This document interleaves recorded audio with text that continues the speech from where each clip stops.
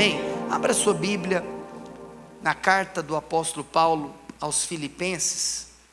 Nós, desde o final do ano passado, começamos a estudar essa carta. Nós, como igreja, temos o encargo por trazer estudos bíblicos pelo menos uma vez ao ano.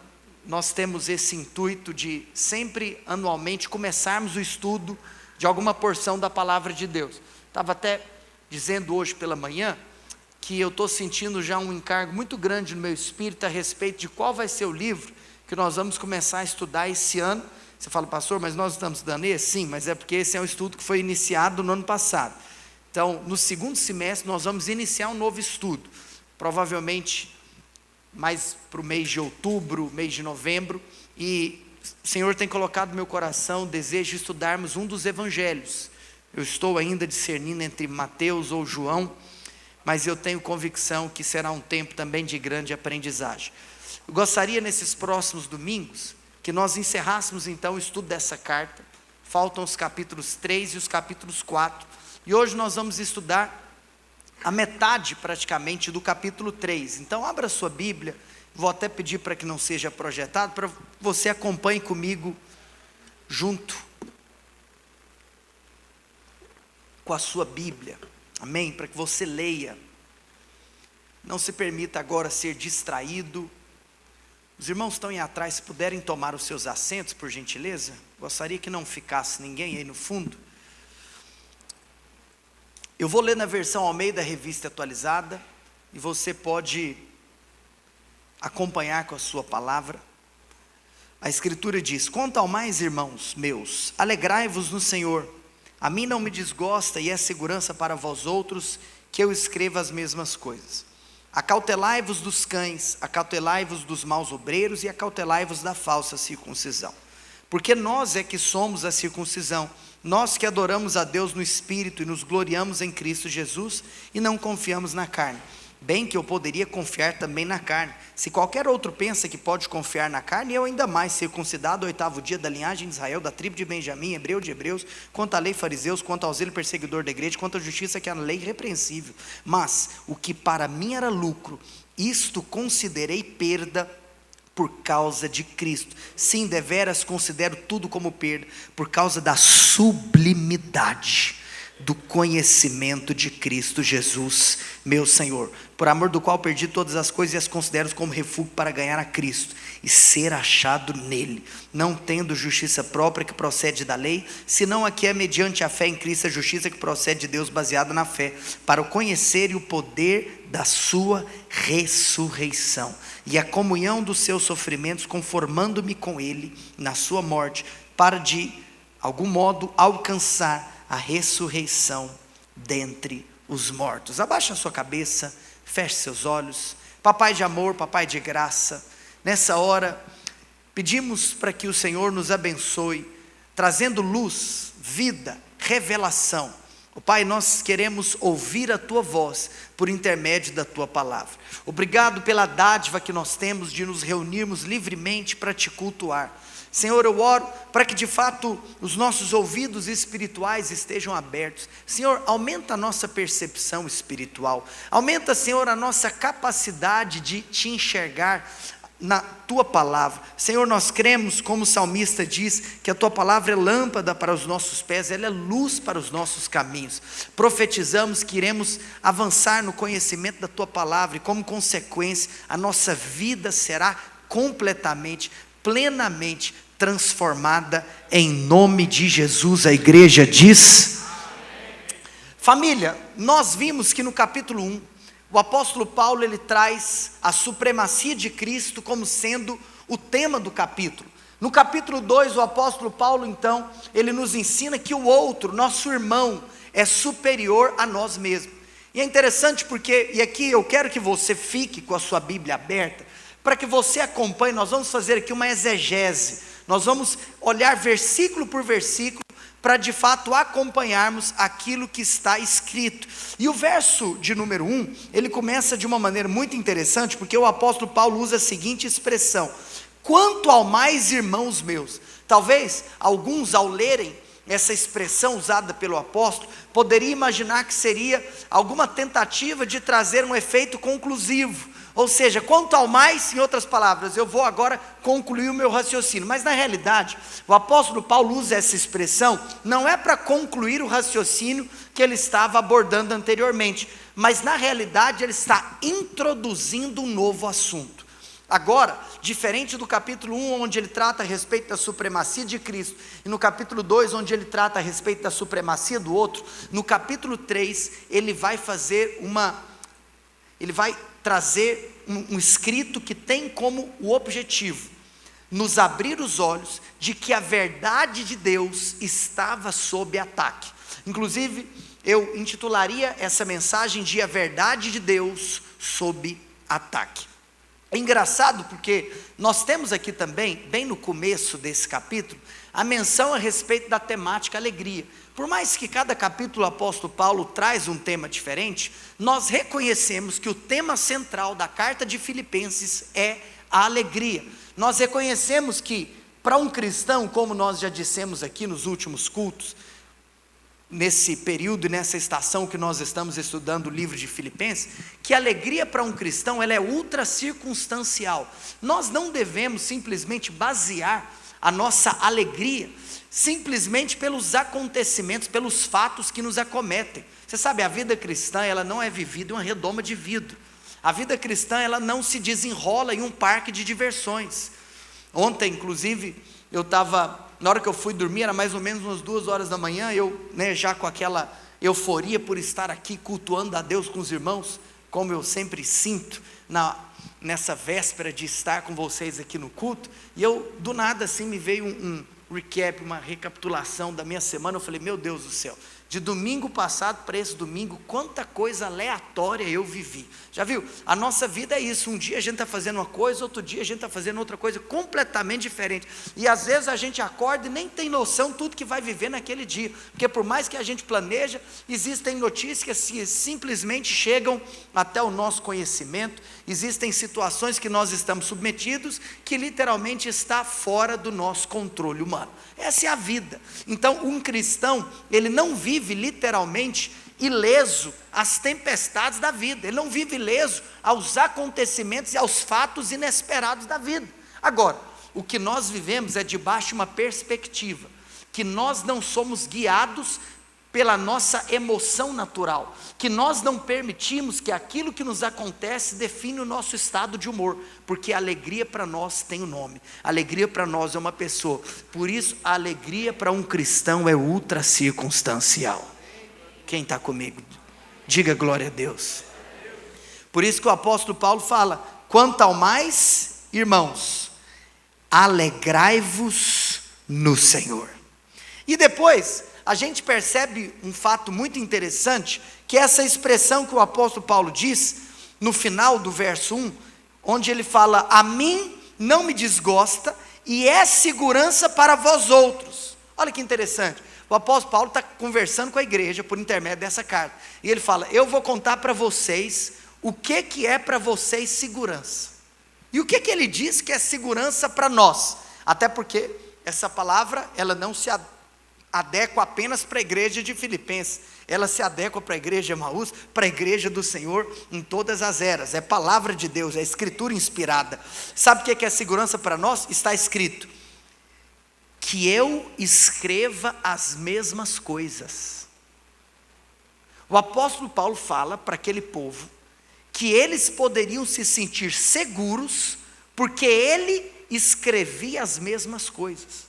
O que ele estava querendo dizer é que a repetição é um poderoso recurso pedagógico. Em outras palavras, nós que somos cristãos, nós não estamos atrás de novidades, nós não estamos atrás de simplesmente ouvir coisas que nós nunca ouvimos. Na realidade, nem existe essa conversa. A palavra de Deus, ela foi escrita, o cânon bíblico está fechado, e o que nos traz segurança é quando nós somos instruídos nesta palavra que literalmente não sofrerá absolutamente nenhuma modificação.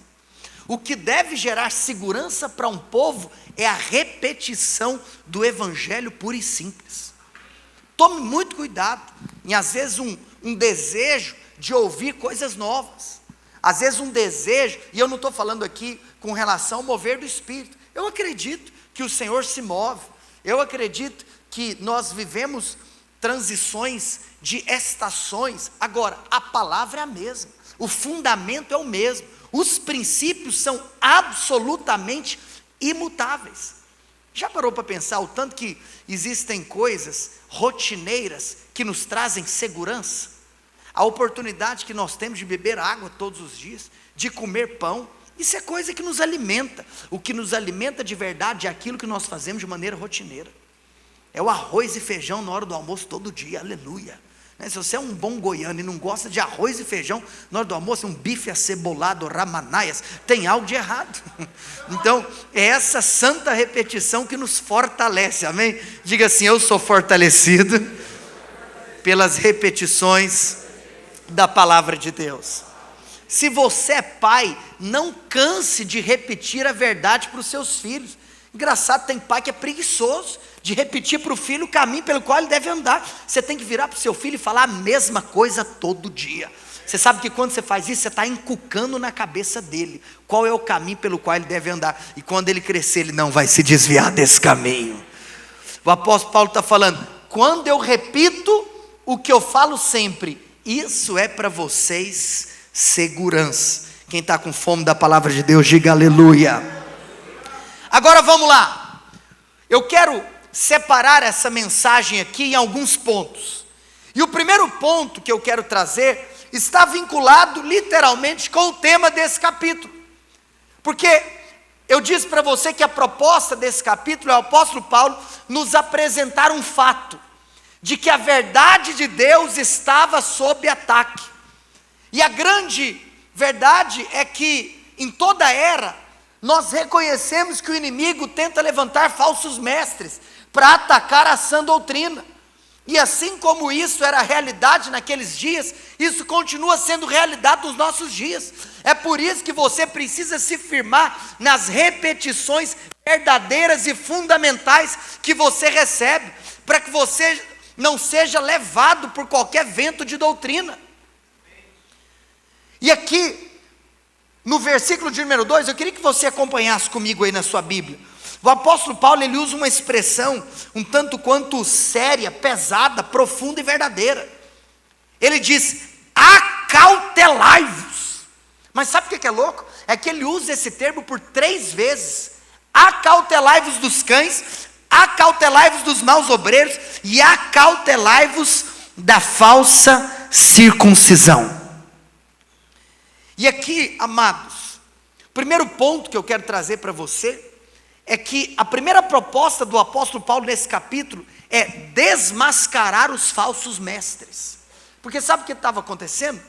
A igreja de Filipos, os filipenses, estava recebendo um falso ensino por parte de algumas pessoas que estavam tentando se infiltrar na igreja para trazer heresia, para trazer um ensino que é contrário ao cristianismo. Quem eram essas pessoas? Deixa eu te contar. Essas pessoas eram reconhecidas como aqueles chamados de judaizantes. Veja bem, vamos até explicar o porquê do termo judaizantes. Uma coisa é a pessoa que era um judeu, outra coisa era esse camarada que era conhecido como um cristão judaizante. Em outras palavras, é porque essa expressão nem poderia existir, porque se você é cristão, você não pode ser judaizante. Você está comigo? Vamos lá. O judaísmo, e eu já disse isso para você em outras ocasiões, é uma religião. Aliás, não é apenas uma religião, como é a única religião estabelecida e instituída por Deus. A religião que Deus estabeleceu na história da humanidade foi o judaísmo. Você fala assim: pastor, mas hoje o cristianismo também não é uma religião de Deus. Olha aqui para mim, as pessoas chamam cristianismo de religião, mas a palavra de Deus não chama cristianismo de religião. Porque religião, inclusive se você literalmente for entender o que significa, Religião sempre está associada a coisas que o homem pode fazer para se achegar até Deus. Mas cristianismo não é aquilo que o homem faz para se achegar até Deus. Cristianismo é aquilo que Deus fez para vir até o homem.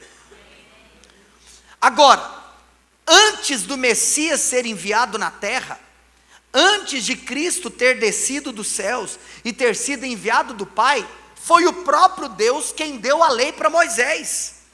Por isso, na velha aliança, você viver literalmente as práticas do judaísmo era a vontade de Deus, era o que o homem deveria fazer. Inclusive, as pessoas eram salvas. Por quê? Porque quando ele literalmente vivia nos ritos da lei, em outras palavras, ele estava reconhecendo que era pecador. Eu mesmo vou falar da circuncisão. Por que as pessoas se circuncidavam? Você lembra lá do livro de Levítico? A circuncisão, ela acontecia como um símbolo de um reconhecimento do pecado. Quando a mulher dava luz, ela, inclusive, existe uma expressão na lei mosaica que é a purificação da mulher após o parto. Por quê? Porque como o próprio salmista diz, que nós fomos concebidos no pecado. O ser humano é assim. Você sabe que você não se torna pecador depois de ter cometido o seu primeiro pecado? Mas pelo contrário, você só cometeu o seu primeiro pecado porque você já era pecador. Porque o pecado está associado não ao seu ato, mas o pecado está associado à sua natureza. Portanto, você só pecou porque você já nasceu pecador.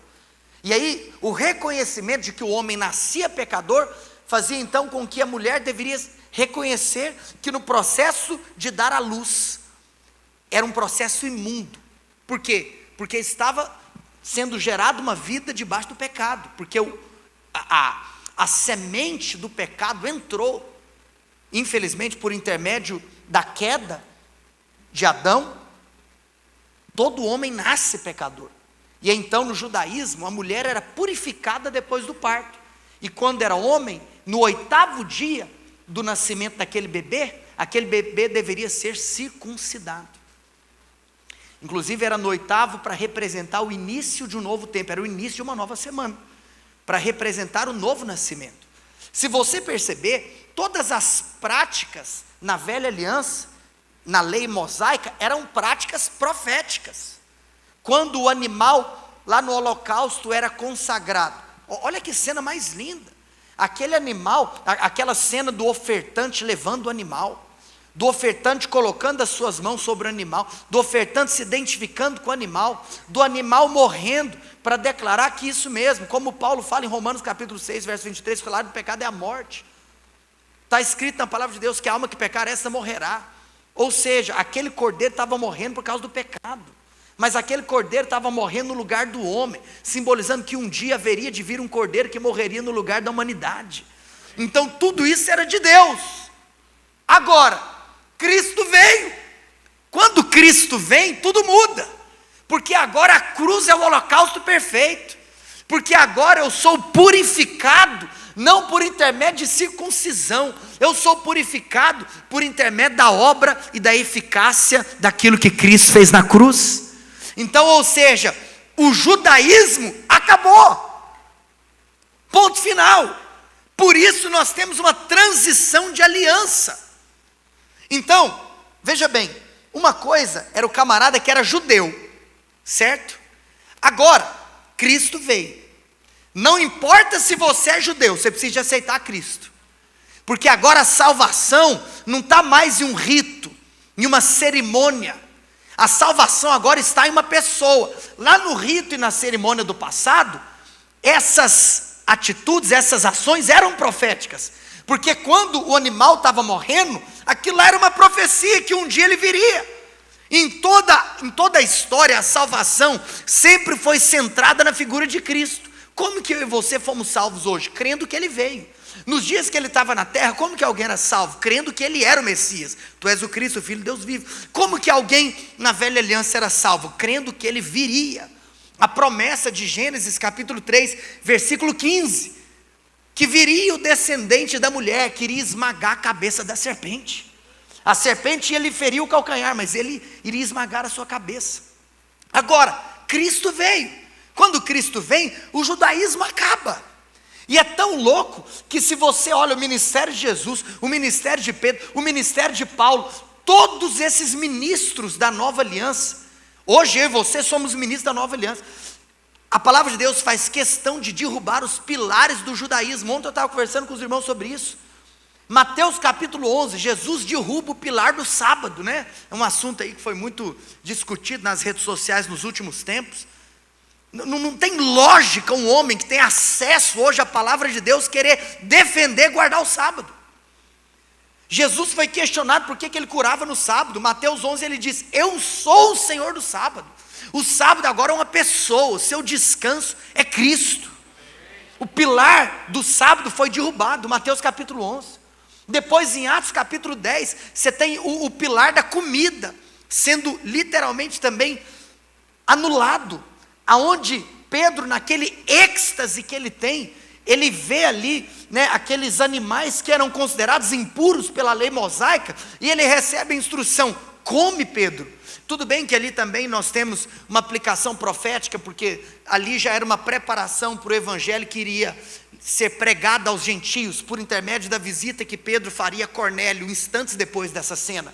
Mas o fato é que literalmente o pilar da comida estava sendo também desfeito.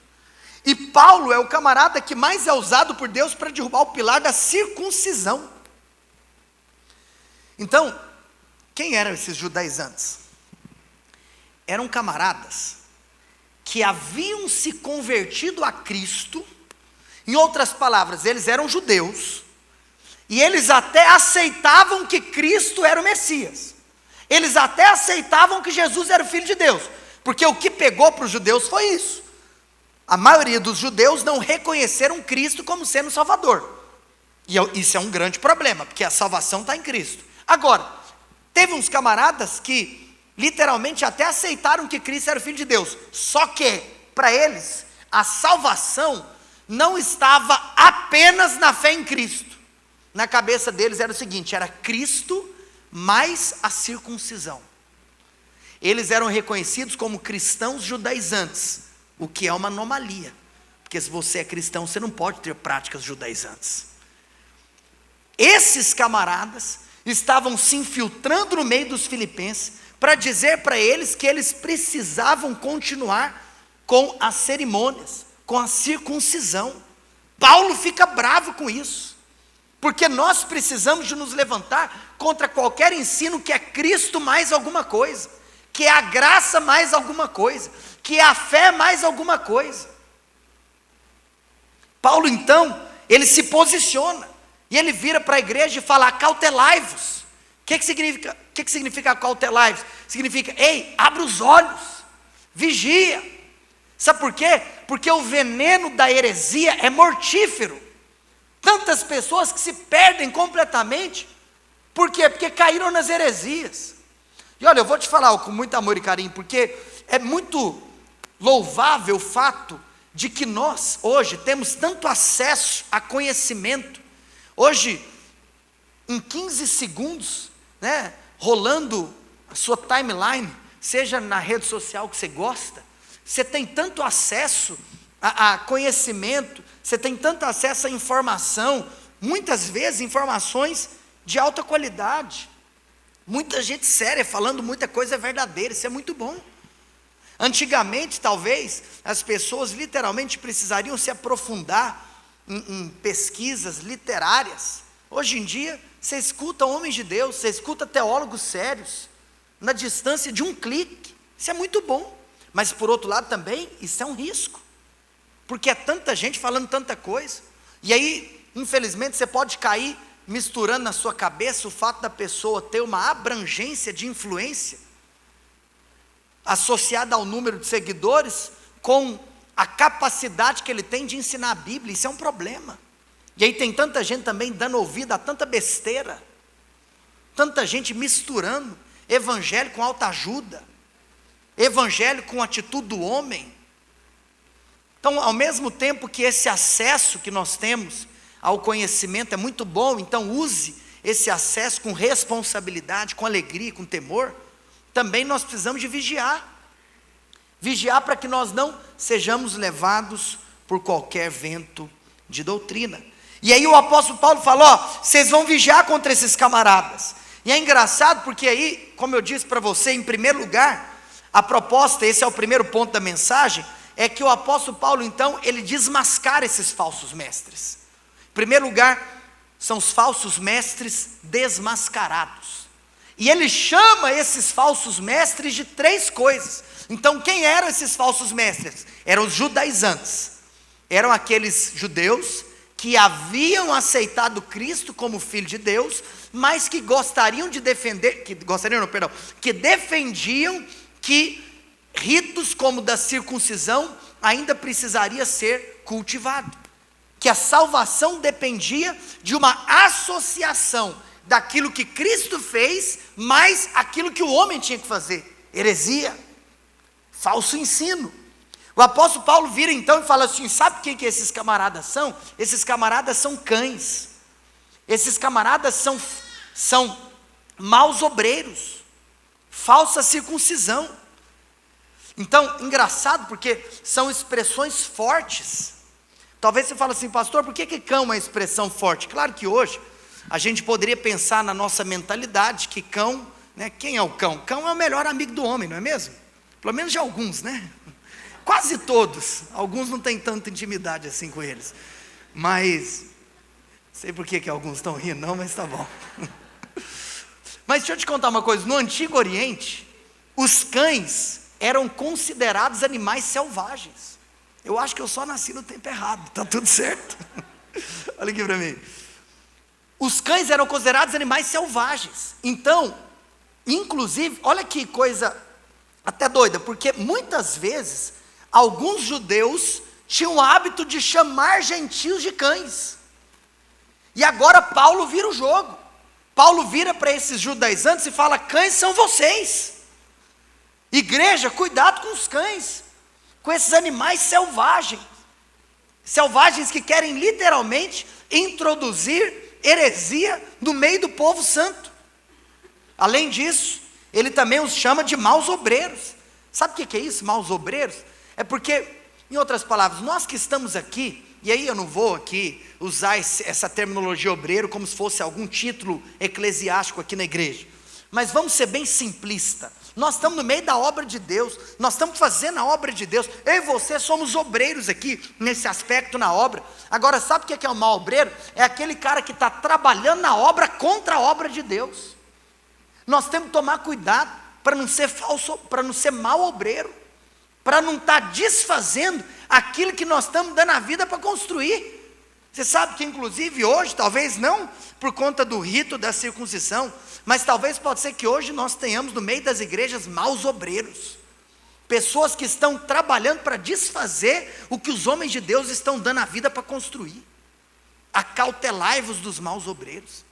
Aqueles homens foram identificados como identificados por Paulo de maus obreiros, e depois até mesmo pela literalidade daquilo que eu acabei de te explicar a respeito do rito da circuncisão, eles foram chamados de falsa circuncisão. E apenas também para que nós tenhamos mais uma referência acerca desse assunto, abra a sua Bíblia em Colossenses capítulo 2, no verso 11, o apóstolo Paulo, não apenas aos Filipenses, nós sabemos que em Romanos 4 ele faz isso também, mas eu gosto muito da expressão que ele usa em Colossenses capítulo 2, verso 11.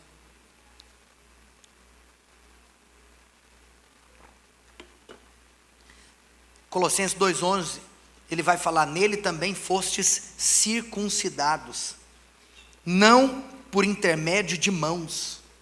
Ou seja, na nova aliança, a circuncisão não é por intermédio de mãos, mas no despojamento do corpo da carne, que é a circuncisão de Cristo, tendo sido sepultados juntamente com ele no batismo, no qual igualmente fostes ressuscitados mediante a fé no poder de Deus, que o ressuscitou dentre os mortos. Na nova aliança, a circuncisão, ela é no coração. A circuncisão, ela acontece quando eu e você fomos sepultados com Cristo na morte pelo batismo. Em outras palavras, hoje, se alguém quer defender uma circuncisão feita por mãos, são pessoas que não são circuncidadas, são pessoas que são mutiladas. A circuncisão hoje, ela é interior, ela não é física. Então, amados, que nós cresçamos nesse entendimento. O verdadeiro circuncidado não é aquele que é na carne, mas é aquele que é no Espírito. Que nós coloquemos a nossa confiança em Deus, amém? Vamos voltar para Filipenses capítulo 3, volta um livro que você foi para frente, vamos voltar. Vamos voltar agora para o verso 3. Depois que ele desmascara então os falsos mestres, agora o que ele faz? Ele vai identificar quem é o povo de Deus. Olha que interessante, no versículo 3, o apóstolo Paulo fala assim: porque nós é que somos a circuncisão. Nós quem? Nós que adoramos a Deus no Espírito, nos gloriamos em Cristo Jesus e não confiamos na carne. Se em primeiro lugar nós temos os falsos mestres desmascarados, que o apóstolo Paulo chama eles de cães, de maus obreiros e de falsa circuncisão, agora nós temos aqui a identificação de quem é o povo de Deus. Quem que é o povo de Deus? Em primeiro lugar, está escrito, o povo de Deus é aquele que adora a Deus no Espírito. Diga-se, o povo de Deus é o que adora no Espírito. Quero te falar algo, toda adoração que não é a Deus é idolatria. E toda adoração a Deus que não é em espírito, literalmente não é aceita por Ele. Engraçado que, às vezes a gente acha que idolatria é algo muito distante, mas nós precisamos tomar cuidado com a idolatria. A nossa adoração, ela deve ser única, exclusivamente, apenas dada ao Senhor. Esses dias eu estava em um evento cristão, onde muitas pessoas iriam passar por ele, ministrando a palavra, ministrando o louvor.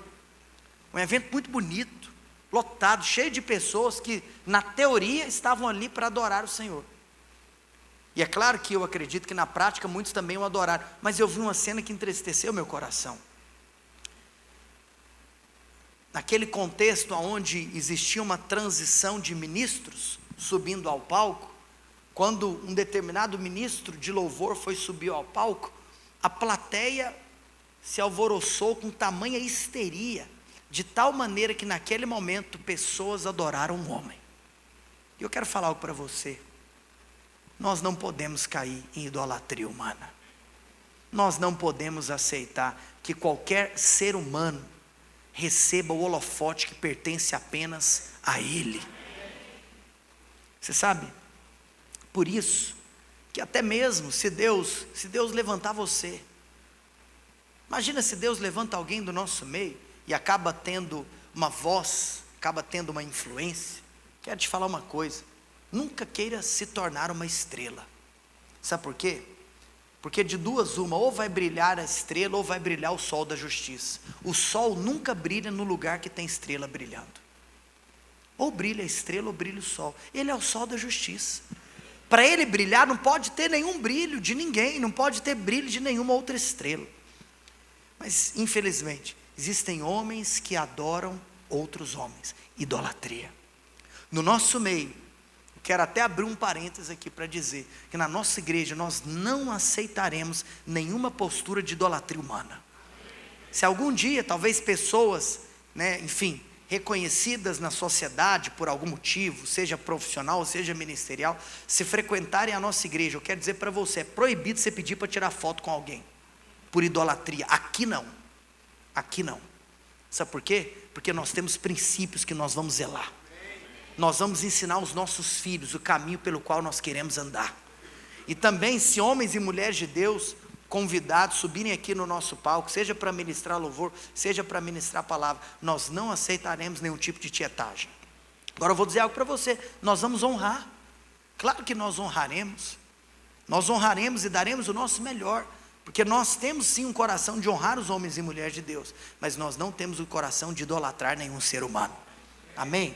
Então, em primeiro lugar, o povo de Deus é aquele que adora a Deus no Espírito. Mas em segundo lugar, o povo de Deus, está aqui escrito no verso 3, é aquele que se gloria em Cristo. A sua glória deve estar única e exclusivamente pautada na centralidade de Cristo. Talvez pode ser que você tenha um currículo maravilhoso. Talvez pode ser que você tenha um histórico de conquistas humanas, um histórico de conquistas profissionais.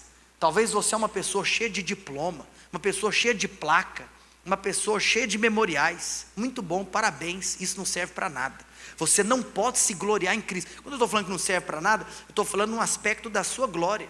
Que você seja assim uma pessoa notável, que você seja uma pessoa que faça diferença, porque nós não vamos ser sal em um lugar que nós somos talvez tidos como pessoas inconsequentes, né? Para que até mesmo o mundo ouça a voz que nós temos a dizer, nós precisamos ter a postura de falar.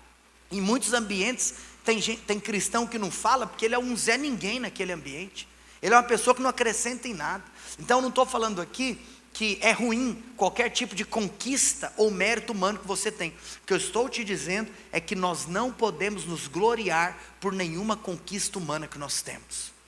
A nossa glória não está nos nossos títulos. A nossa glória não está na sigla atrás, antes do nosso nome.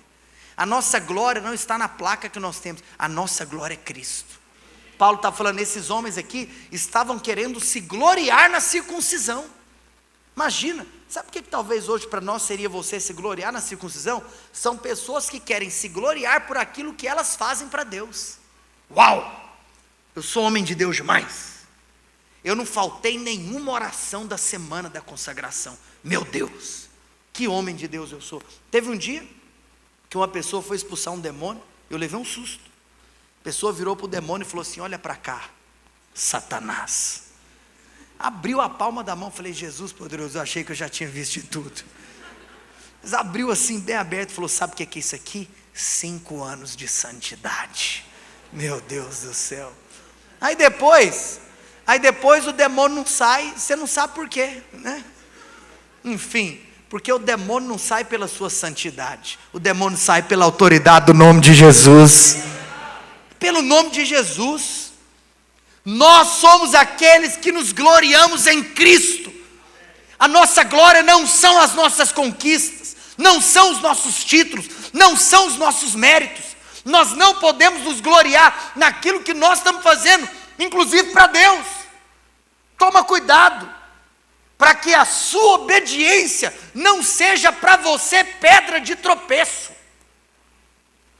Como para aqueles homens, discípulos de Jesus, que estavam ali no meio da tempestade, e que estavam literalmente com uma semente de rebeldia no coração, porque talvez na cabeça deles é o seguinte, como que pode nós estarmos aqui servindo a Deus, e está acontecendo uma tempestade?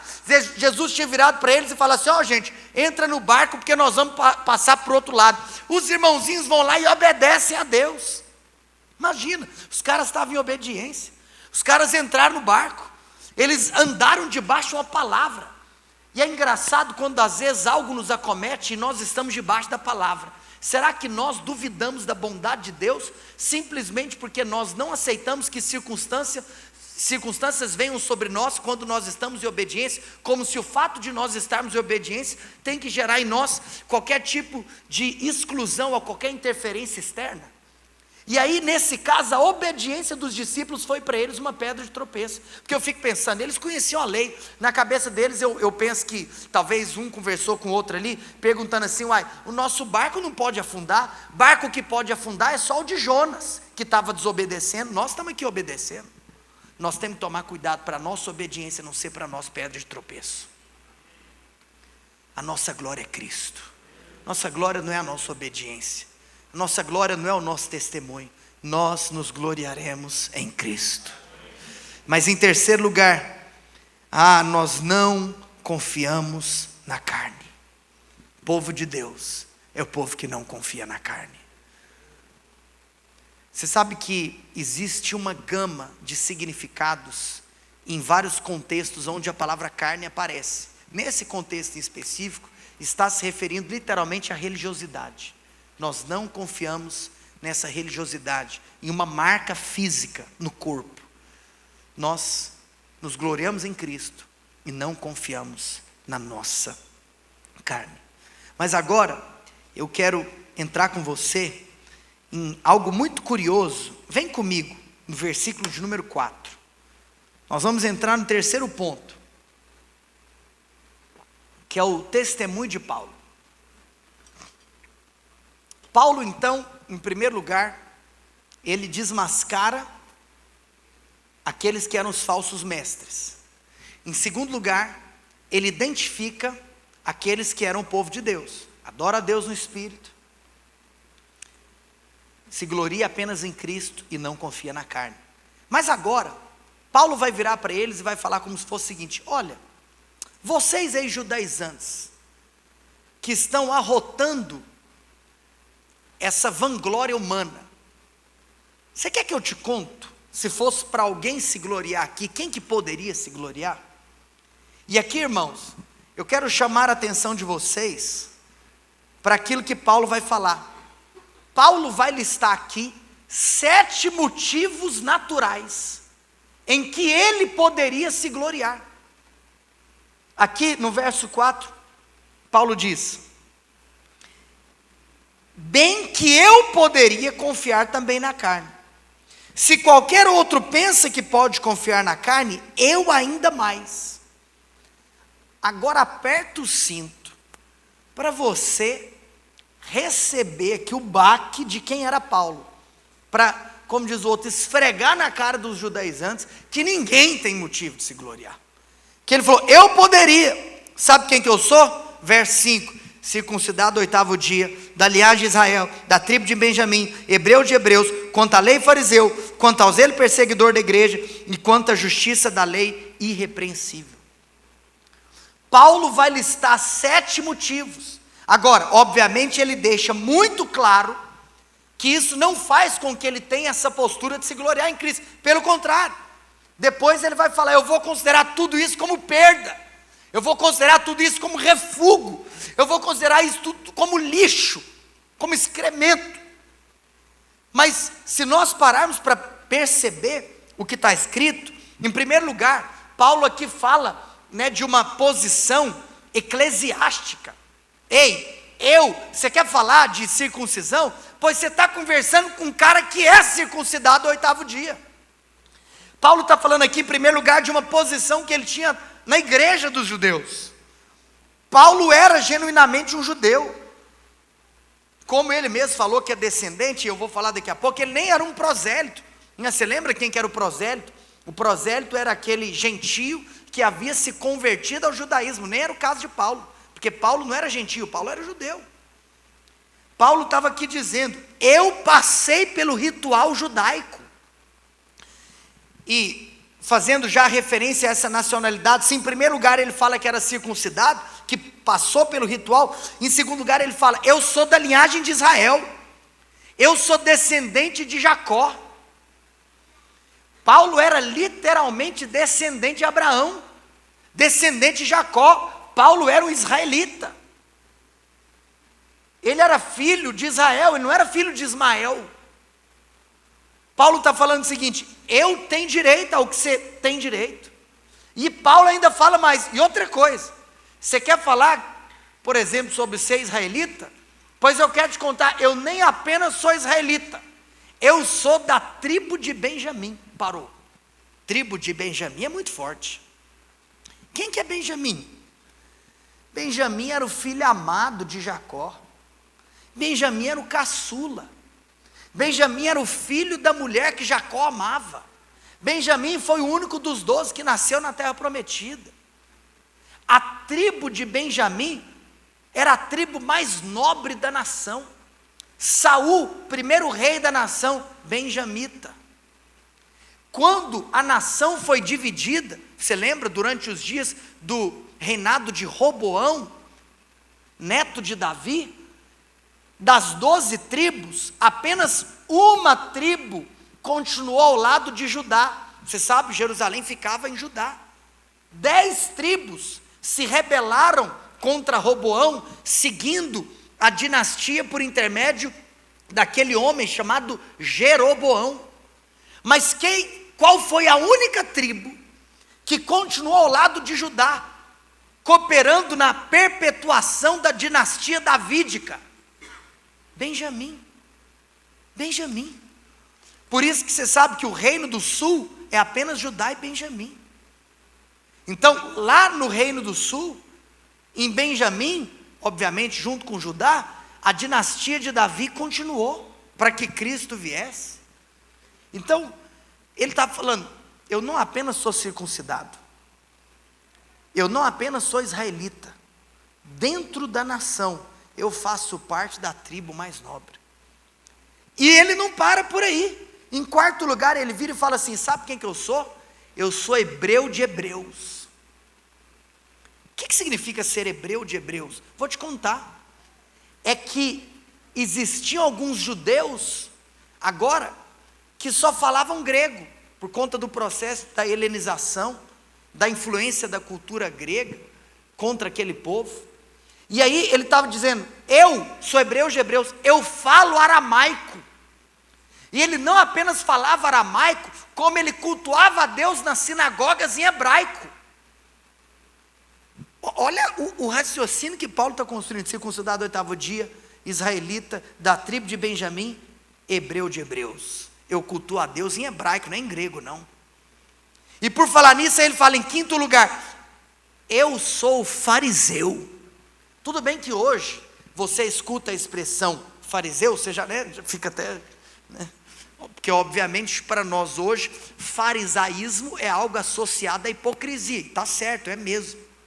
Mas vamos entender o que Paulo está falando. Quem eram os fariseus antes de Jesus vir na terra? Porque o problema dos fariseus foi depois que Jesus veio, que os fariseus não conseguiram reconhecer o tempo da visitação. Mas quem eram esse grupo de pessoas chamado fariseus? Os fariseus surgiram no período da história que nós chamamos de o período intertestamentário, que é literalmente aqueles 400 anos entre o Antigo e o Novo Testamento. Você sabe, o último profeta a ser usado por Deus no Antigo Testamento foi o profeta Malaquias. E talvez você pode pensar, por isso que ele está lá em último, o 39º livro, não só apenas.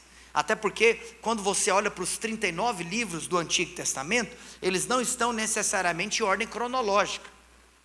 Mas, na cronologia bíblica, Malaquias é sim o último profeta que foi usado por Deus no Antigo Testamento. Depois, 400 anos depois de Malaquias, aparece João Batista. Por 400 anos na história não houve profeta na terra.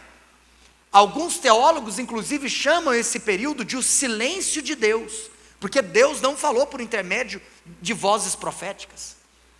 Durante esse período, o processo de helenização estava lá em cima, a cultura grega invadindo o meio dos judeus, de tal maneira então, que se levanta um grupo para se separar da contaminação da influência grega, e para zelar pelos costumes da lei.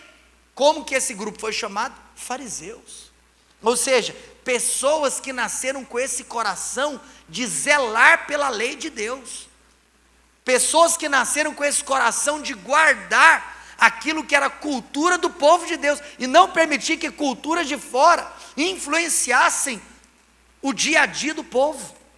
Então, ser um fariseu era você literalmente fazer parte do povo que era mais santo no meio dos judeus. Agora, a gente sabe qual foi o problema dos fariseus, porque eles não reconheceram Cristo como Messias. E eu estava meditando sobre isso, estava me lembrando de algo. Nós precisamos tomar muito cuidado quando nós deixamos de receber aquilo que Deus quer nos enviar, simplesmente porque não veio na embalagem que nos interessa. Tem muita gente jogando fora aquilo que Deus está enviando, simplesmente porque não agrada os seus olhos. Os fariseus perderam o tempo da visitação, porque Jesus não veio do jeito que eles imaginavam. Toma muito cuidado com as suas preconcepções de como Deus tem que agir. Ele age do jeito que Ele quiser. A forma é dele, a forma não é nossa. Mas, ou seja, Paulo era, dessa linhagem de homens, como os fariseus, que eram piedosos. E depois ele encerra ainda falando mais duas coisas. Você quer falar sobre perseguir a igreja? Paulo falou, eu era um perseguidor da igreja. Paulo está falando, o que vocês estão fazendo aqui hoje, eu fazia antes. Mas vou te contar, fazia ainda de maneira mais veemente do que o que você faz. Porque eu, se fosse necessário, eu derramava sangue. Vocês estão aí infiltradinhos. Eu derramava sangue para perseguir essa igreja. E ele ainda termina falando, quanto à lei, eu fui zeloso. Em 7º lugar aí nessa lista, ele fala, eu fui alguém que literalmente não fiquei omisso às responsabilidades da lei. Então Paulo está falando, se alguém poderia se gloriar, esse alguém sou eu. Ele finaliza dizendo, que mesmo eu sendo tudo isso, eu considerei tudo como perda. Eu considerei tudo como algo que não tem absolutamente nenhum significado perto, diante da sublimidade de conhecer a Cristo. Em 4º lugar, em último, depois do testemunho de Paulo, nós vamos ver aqui a sublimidade do Evangelho. Porque o apóstolo Paulo, ele vira no verso 7 e diz, mas o que para mim era lucro, isto eu considerei perda por causa de Cristo. O que para mim era lucro, eu considerei perda. Sabe que a palavra perda aqui é uma palavra que só aparece no Novo Testamento mais uma vez. Lá no finalzinho do livro de Atos, em Atos 27.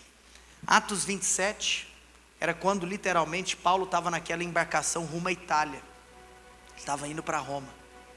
Naquele contexto, estava um número muito grande de pessoas na embarcação. No verso 38 de Atos 27 diz que eram 276 pessoas na embarcação. E aconteceu que aquela embarcação, ela começou a naufragar, pelo peso. E eles então tiveram que tomar uma decisão. Se a embarcação, se o navio naufragasse, todo mundo ia morrer. E eles viram que a única solução seria jogar fora o trigo que eles estavam levando com eles, para que depois fosse comercializado.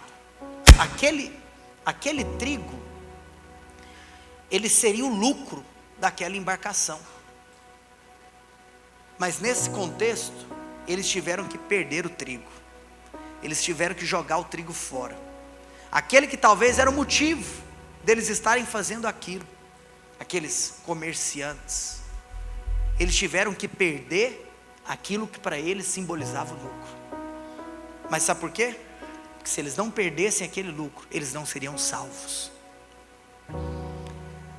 Você sabe que nós precisamos de ter um entendimento que talvez títulos, posições, condições que algum ser humano poderia achar que seria crédito, na realidade precisa ser visto como débito, a fim de que nós cresçamos no conhecimento de Cristo.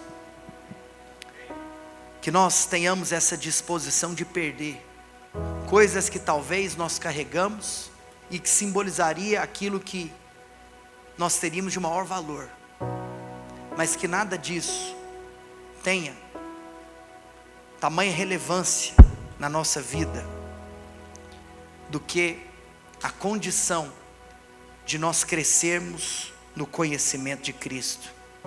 Interessante, porque a Escritura diz, sim, deveras, considero tudo como perda, por causa da sublimidade do conhecimento de Cristo Jesus, por amor do qual perdi todas as coisas e considero como refúgio para ganhar a Cristo. O Thales leu Gênesis capítulo 4. Engraçado que Gênesis capítulo 4 começa com a expressão de que Adão coabitou com Eva. E é engraçado que, por mais que o Antigo Testamento ele é escrito em hebraico, na primeira tradução do Antigo Testamento para o grego, o verbo coabitar, em Gênesis capítulo 4, no grego é o mesmo verbo que o apóstolo Paulo usou aqui em Filipenses 3, quando ele diz conhecer. É o verbo iadá. Sabe o que significa? Que o conhecimento que o apóstolo Paulo está nos propondo para que nós tenhamos com Cristo é o mesmo conhecimento que o marido tem com a sua esposa quando ele está no leito nupcial. Em outras palavras, nós precisamos de conhecer, não de uma maneira teórica, não é um conhecimento intelectual, é um conhecimento experimental, é um conhecimento relacional. Iadá. Conhecer a Cristo não é um convite apenas para você encher sua mente, mas é um convite para você aquecer seu coração. Nós precisamos de conhecer a Cristo, de tal maneira que a gente considera absolutamente tudo como perda. Nosso único motivo de nos gloriarmos é nos gloriarmos naquilo que Ele fez por nós. Quem somos nós? Que não saia da nossa boca os nossos feitos como se isso fosse motivo de orgulho. Nós temos orgulho de não ser achado em nós justiça própria, justiça que procede da lei, mas que o nosso orgulho seja aquilo que Cristo fez na cruz por nós. Sabe o que é interessante? Eu finalizo dizendo algo, que o apóstolo Paulo vira para mim e para você, porque ele disse isso para os filipenses, que nós podemos viver debaixo do poder da ressurreição. Nós não temos revelação do que é viver debaixo do poder da ressurreição. Você sabe que quando Cristo morre na cruz, nós temos o maior ato de amor da história da humanidade. Mas quando Cristo ressuscita, quando a tumba fica vazia, nós temos o maior ato de poder da história da humanidade. A morte aponta para o amor, mas a ressurreição aponta para o poder. Nós podemos hoje encarar a nossa vida com o mesmo poder que ressuscitou Cristo dentre os mortos. Esse é o poder que eu e você carregamos, quando nós temos revelação que nada que nós temos tem valor, mediante a oportunidade que nós podemos ter de conhecermos a Cristo. Não conhecimento intelectual, não conhecimento teórico, mas um conhecimento experimental, um conhecimento relacional. Por isso que cristianismo não é religião, cristianismo é relacionamento. Se talvez você precisa de avaliar esse relacionamento, faça dessa noite uma noite onde você genuinamente vai se entregar a Cristo. Convite para você não é que você viva simplesmente um conjunto de regras, que você tenha um conjunto de ações. Não, no cristianismo todas as nossas ações são consequência daquilo que nós recebemos por intermédio daquilo que foi feito na cruz. Essa justiça, ela é apropriada por nós por meio da fé. Nós não temos fé na fé. Tem gente que acha que é só ter fé. Não é a fé pela fé, é a fé no lugar certo. Porque a fé é apenas o veículo que nos traz a nós nos apropriarmos. A base da nossa justiça é a obra de Cristo na cruz.